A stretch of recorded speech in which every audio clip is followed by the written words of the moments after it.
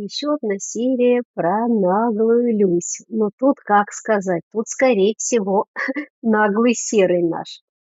Он облюбовал подстилку, но Люся не против, они вместе подружились, очень друг друга вылизывают. Самое интересное, что наш старший кот вот облюбовал на стиральной машине чашку с бельем.